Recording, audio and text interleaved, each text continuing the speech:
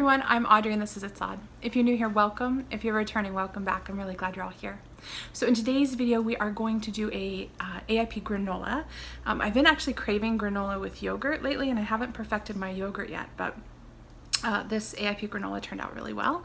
I used to be a cereal sort of for a sweet treat sort of person, so I never was a cereal for breakfast kind of girl. I always ate more savory things in the morning, but if I wanted something in the evening or kind of midday, cereal would be something that I would do pre-AIP. And there's not a lot of cereal options, as you guys know if you've been doing this for any length of time, particularly for the elimination phase. So I thought I'd make this granola.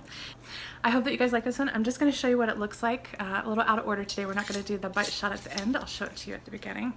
But this is, I just put it in, I just store it in mason jars in the fridge. Let's do this. And it looks like that. And when you're baking it, it doesn't look like it's going to get crunchy, but it does get crunchy. So I'm just going to put a little bit in a bowl. I usually use a cup. Just going to do a tiny bit because I'm not actually very hungry.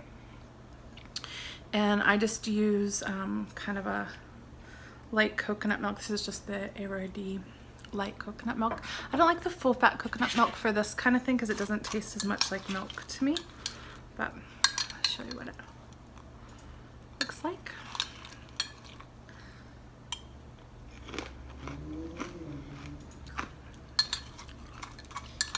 It's good.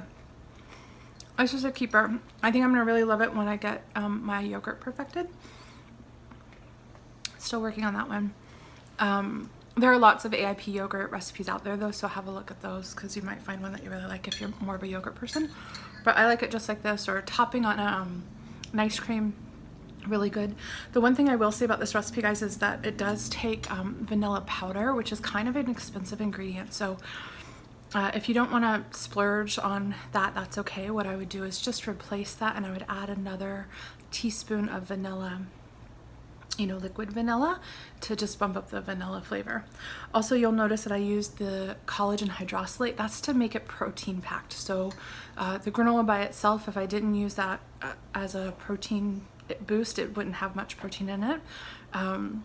So that's just to kind of make it more protein so it'll stick with you a little bit longer. So anyway, without much more chatter, let's get baking.